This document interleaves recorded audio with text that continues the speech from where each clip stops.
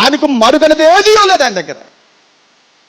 ఎందుని బట్టి నువ్వు 2 సంగతులు ఆలోచన చేయాలి. ఇందుని బట్టి నువ్వు ఎన్ని సంగతులు ఆలోచన చేయాలి? 2. ఇంతకుముందు కూడా చెప్పాను నేను. ఒకటేంటంటే ఆయనకి సమస్తము తెలుసు అన్నప్పుడు నువ్వేం తెచ్చుకోవాలి? బలము తెచ్చుకోవాలి. నువ్వు భయపడకూడదు, అధైర్యపడకూడదు.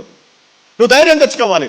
నా దేవునికి సమస్తము తెలుసు, నా దేవునికి మరుగనది ఏదీ లేదు. నా జీవితంలో ఏ కష్టం ఉందో, నా జీవితంలో ఏ బాధ ఉందో, నా జీవితంలో ఏ సమస్య ఉందో, నా జీవితంలో ఏ కొరత ఉందో, లోటు ఉందో, నా జీవితంలో ఏ దుఃఖం ఉన్నదో, నా జీవితంలో ఏ మార్గం గుండా వెళ్తున్నదో నా దేవునికి తెలుసు కనుక సమస్తము నా జీవితాన్ని ఏం చేస్తాడు? ఒక దినాన బాగు చేస్తాడు. నా కష్టాన్ని తీర్చేస్తాడు. నా యొక్క బాధ నుంచి బయటికి తీసుకుని వస్తాడు. ఇది నువ్వు ఎరిగి ఉండాలి. నువ్వు అప్పుడు ధైర్యం తెచ్చుకుంటావు నువ్వు. ఎందుకంటే దేవునికి మరికనేది ఏది లేదన్నాడు ఇక్కడ. దేవునికి సమస్తము తెలుసు అన్నాడు అక్కడ. రెండవదిగా జాగ్రత్త వినండి, ఇది చాలా ముఖ్యం. ఏ విధంగా ధైర్యం తెచ్చుకుంటున్నామో నా దేవుడు చూస్తున్నాడని, నా దేవునికి సమస్తము తెలుసు అని. రెండవదిగా ఏంటంటే భయం కలిగి జీవించాలి. భయం కలిగి జీవించాలి.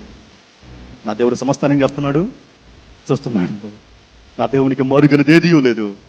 ఆ దేవునికి సమస్తము తెలుసు. కాబట్టి నువ్వు భయము కలిగి జీవించాలి.